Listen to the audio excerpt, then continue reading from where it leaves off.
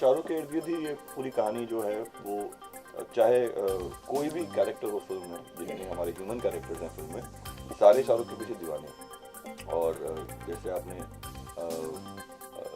खैर जैसे आपने तक तो मैं पहुँचता नहीं, क्योंकि रियल लाइफ में भी हो या कोई भी शाहरुख खान की भी फिल्म हो या हमारे शाहरुख की बात करें, तो सारे फिल्मों में ये डेफिनेटली क्लियर है कि सब शाहरुख के पीछे दीवाने हैं। तो इस फिल्म में भी शाहरुख के पीछे ही सब दीवाने हैं, इसीलिए शाहरुख में रब दिखता है जो आप लाइन देखें वो बहुत ही इस फिल्म के लिए बहुत है। ट्रेलर रिलीज हुआ उसके एक दिन बाद तो हमें भी मैसेजेस आए थे, अग्नि को मैसेजेस आए, तब तक तो खैर इनका भी राहुल राम, रघु और अमित तब तक जुड़े नहीं थे, लेकिन हम तीन जो है आदित्य कोको और मैं, हम लोग सबको बहुत सारे मैसेज आए फेसबुक ट्विटर पे, ये आप कैसे कर सकते हो, हमें लगा था कि आप तो संत कबीरवाणी पे आप गाने लिखते हो, और आपने किसी पर्सनल रिमार्क्स आपने चूज किया कि शाहरुख खान के लिए वो भी, और काफ़ी सारे दूसरे खानों के हमें मैसेजेस आए कि बहुत बहुत बढ़िया। कोई तो हिंदी में नहीं समझ में आती, बहुत लोग कनाडा यूके वहाँ से सबसे बाकी जो खान के फैन हैं उन्होंने मैसेज किया कि we don't understand Hindi but you will still watch it. वो भी होता है, जितनी भी कंट्रोवर्सी हो रही है, जो एक्चुअल खान हैं, जितने भी खान हैं हमारी इंडस्ट्री में, वो सब इससे तो प्रभावित बिल्कुल भी नहीं होते, और वो बहुत बड़े हैं सब चीज़ों से प्रभावित होने के, लेकिन फैंस उनके बहुत प्रभावित हुए। बहुत एक और मुहावरा है हिंदी में, जैसे मुहावरों के इतने सारे गाना बना दिया अब्बास जी ने, तो एक और मुहावरा मतलब चाय से ज्यादा केतली गरम। आपको पूछा गया था कि आप इस गाने में आपने गाना गाया तो आपको कैसा कैसा है ये गाना, तो इन्होंने कहा फोन पे कि एक्चुअली फोन पे जो कहा वो मैं बाद में बताता हूँ, लेकिन मैंने फिर वो इंटरव्यू पढ़ा तो लिखा बड़ा यंग भरा गाना, YOUNG डैश भरा। तो मैंने कहा ये राहुल उसके बाद 2-3 दिन बाद थोड़ी धज्जियां उड़ी, कल ही इधर आए, उसके बाद बोल रहे हैं यार मैंने कहा था यंग भरा बोला है आदमी ने, अच्छा लिख देता हूँ। तो जिन लोगों को यंग का अर्थ समझ नहीं आता उनको बता दें, पॉलिटिकल सटायर फिल्म भी और गाना भी, राइट। अरे फिल्म के हिसाब से अगर आप विजुअल से, एक्चुअली ये गाना काफ़ी कोइंसिडेंस है, इत्तेफाकन ऐसा सिचुएशन आया कि अब्बास ने फिल्म देखी नहीं, अब्बास को सिर्फ सिचुएशन के बारे में पता था कि यार ये है, इस गाने के कुछ इलेक्शन से लेना देना है, पॉलिटिकल सटायर है फिल्म, तो आपको लिखना है।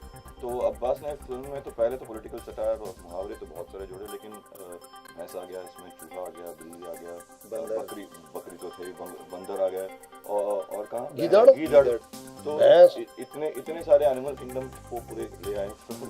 मुर्गी और इंसान, प्लांट भी है, गेहूं भी है, इंसान भी है, गेहूं भी, सब कुछ का मिलन इस गाने में, मतलब everything has been mixed in the song. But Janaki जो डायरेक्टर हैं, जब उन्होंने गाना सुना और फिर उन्होंने फिल्म के साथ विजुअल्स उन्होंने मैच करने की कोशिश की, तो आप अगर वीडियो देखोगे तो हर विजुअल पे ऐसा लगता है कि ये विजुअल देख के गाना लिखा गया या विजुअल गाने को सुनने के बाद वैसे शूट किया गया, क्योंकि और ये कंप्लीट कोइंसिडेंस है, ऐसा कुछ नहीं है कि बहुत जीनियस सा थॉट आया कि यार ये विजुअल्स ऐसे आने वाले हैं, या जैसे इसमें आप देखोगे कि जो इलेक्शन पार्टी है, दो पार्टीज हैं फिल्म में, जो एक पार्टी है उसका जो सिंबल है, इलेक्शन सिंबल, वो पैर है। वैसे फिल्म में उन्होंने ये सोच के बनाया था कि ये वो जो राम के पैर जो भरत चप्पल, हाँ, तो वो उसको सोच के उन्होंने बनाया था कि यार ये हिंदू पार्टी है, इसका ये सिंबल होना चाहिए। लेकिन जब पैर नाड़ी ढूंढे कुल्हाड़ी आया और वो उस विजुअल पे बैठा तो कंप्लीटली परफेक्ट एक मतलब आ गया। एक मंडी का बहुत सारे इमेजेस हैं जहाँ पे सारे जो बकरियाँ हैं उनको बेचा जा रहा है, और सारे खरीदार वहाँ पे 2,000-3,000 रुपये दे रहे हैं, और वहाँ पे लाइन आता है ईद मुबारक तुम्हें बकरियाँ। तो ऐसे काफ़ी सारे लाइन्स हैं जो बहुत ही ज़्यादा फिट हो गया फिल्म को।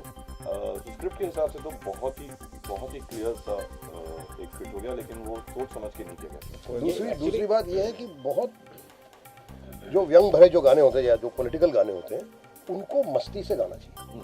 अगर आप मस्ती से नहीं गाओगे ना तो थोड़ा अजीब सा लगेगा कि बड़ा सीरियस बात चल रहा है। बात सीरियस यहाँ पे है, पर अगर आप मस्ती से इसको गाओगे तो उसको सुनने में भी मजा आ जाएगा और समझ भी आएगा।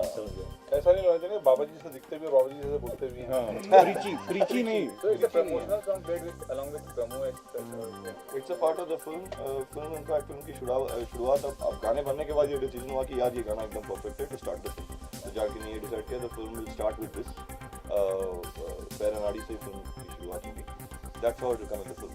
But yeah, like I said, ये बहुत सटायर है, बहुत सारी गहरी बातें बोली जा रही हैं इसमें, बट बहुत ही ज़्यादा ह्यूमरिस्टिक। मतलब आजकल आपको जो सीन हिंदुस्तान में नागरिक रहने के हिसाब से जो भी लग रहा है ना, पॉलिटिक्स को लेकर, पॉलिटिशियंस को लेकर के, सिर्फ इलेक्शंस को लेकर के, ऐसा नहीं है कि सिर्फ पॉलिटिशियंस को ही गाली दे रहा है गाना या बता रहा है कि यार वो सब खराब है, but as a human being आपको भी लगता है कि यार क्या मैं क्या कर क्या रहा हूँ यार, मेरे पास कोई चॉइस ही नहीं है, या जो चॉइस है मैं ये ABC सारा ही एक जैसा है मामला, तो मैं कहाँ जा कर के वोट दूँ फिर। लेकिन मैं वोट दूंगा, मेरे को लग रहा है मैंने वोट किया, मैंने अपने देश के लिए बहुत कुछ काम किया, लेकिन एक्चुअली वो भी दूसरे किस्म से कुल्हाड़ी ही है अपने पैर पे मारना, क्योंकि तुम अंधों में काना राजा ढूंढ रहे हो।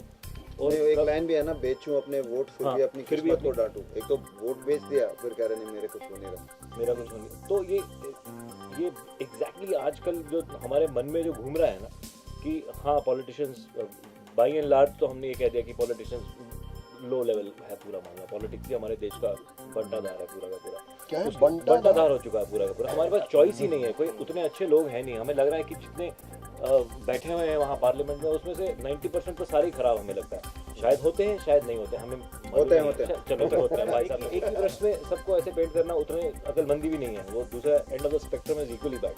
तो मगर जनता के हिसाब से भी इस गाने में कुछ अच्छी लाइनें हैं, इंटरेस्टिंग लाइनें हैं कि जैसा रघु ने बताया कि वो वोट तो मैं अपना बेच देता हूँ उस वक्त के लिए on the spot of the moment, उसके बाद फिर मैं अपनी किस्मत को कोसता रहता हूँ। तो इट्स अ वेरी व्यंग भरा।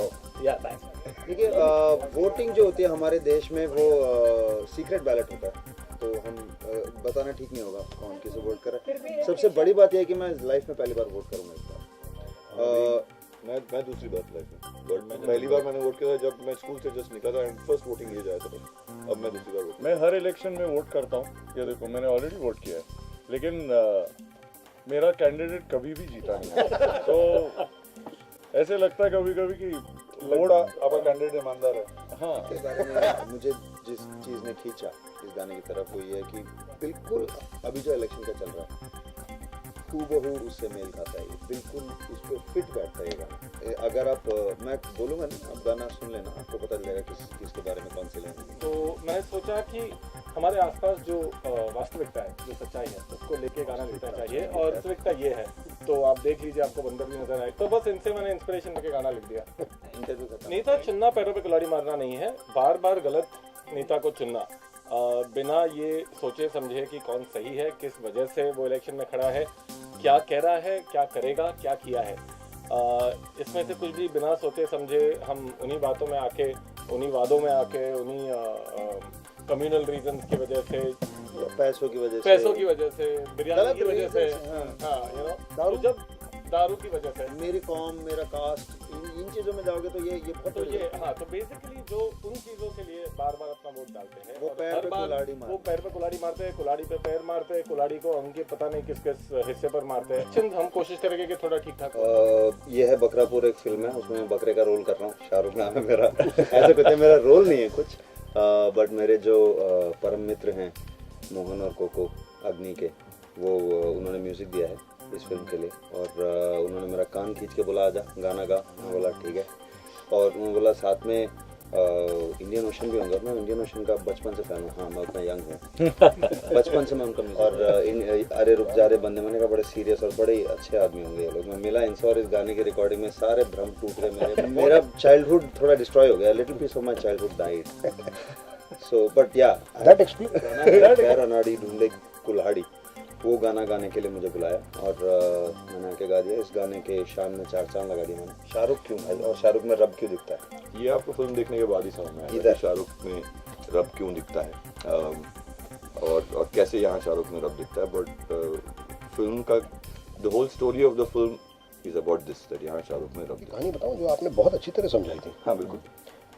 तो एक्चुअली इस बकरे का एक्चुअल नाम शाहरुख है, मतलब जब लोग बकरियां रखते हैं वो बकरी को नाम देते हैं, और जब फिल्म बनाने वालों ने इस बकरी को चुना तब उन्हें पता लगा कि इस बकरी का नाम शाहरुख है, करेक्ट। और वो शाहरुख के नाम से ही रिस्पॉन्ड करता है। आप सोचिए कि बकरी को डायरेक्ट करना कितना मुश्किल होगा।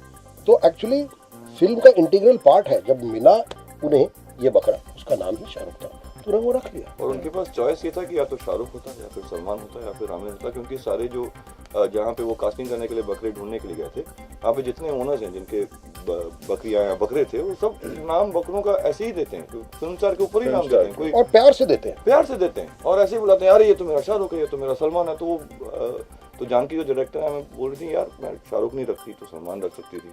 जो हमने बकरा चुना उसका नाम शाहरुख था, अगर वो नहीं चुनते तो सलमान को चुनना पड़ता या तो आमिर को चुनना पड़ता, और अगर किसी का भी हम लोग नाम रखते तो कंट्रोवर्सी उतना ही होता। तो फंडा बस वही है कि शाहरुख नाम का उन्हें बकरा मिला और उन्होंने उसी नाम पे फिल्म में भी उसी नाम से उसको रखा। और उसके बाद फिर आप लोगों ने खेला है उसके साथ? बहुत ज़्यादा। हाँ, उसके बाद तो हम लोग थोड़ी ना छोड़ेंगे मौका। कोको और मोहन हमारे बड़े अच्छे दोस्त हैं, हम इनके साथ स्टेज पे बहुत बार परफॉर्म कर चुके हैं और हम इनको भी एक लाइव बैंड की तरह ही देखते हैं। बिल्कुल। जैसे ये भी हमें लाइव बैंड की तरह ही देखते हैं। अब बॉलीवुड का काम ज़्यादा करें कम करें उससे हमको कुछ खास लेना देना नहीं है। तो जब इन दोनों ने कहा कि हमने गाना बनाया जिसमें आप दोनों आके गा दो, हमने आगे पीछे कुछ खास पूछा नहीं, हमने कहा कि ठीक है यार, मजा आएगा, अच्छे लोग हैं, अच्छा गाना बनाएंगे। गाने की रिकॉर्डिंग के बाद पूछा भाई ट्यून क्या थी? सीरियसली एक शुरुआत होती है गाने की, घटना ये घनघोर घटी है। तो इस सब में मैंने एक एडलिब ऐसा एक डमी गा के राहुल को सुनाया था। हमको बताया था कि एक गाना आप लोग सुन लीजिए, हम चाहते हैं कि आप लोग गाएं।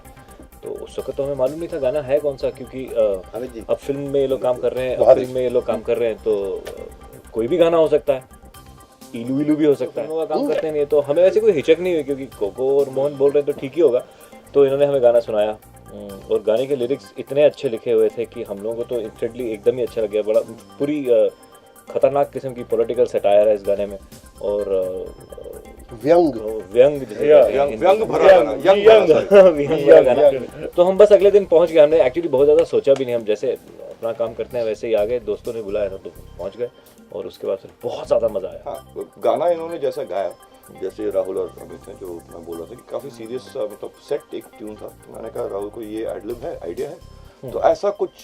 तो राहुल अंदर गए, एक पूरा उन्होंने टेक किया, टेक खत्म करने के बाद उन्होंने कहा, यार मोहन तूने जो गाया मैंने कुछ भी बोला, यही करेक्ट है, आप वापस आ जाओ, कॉम्पोजिशन हमारा थोड़ा गलत था, आपने जो गाया बिल्कुल करेक्ट, तो वही रखा। तो गाना वैसे ही बना है, ऐसा कुछ सोच समझ के ये नहीं बना कि यही ट्यून है ऐसे ही गा दो।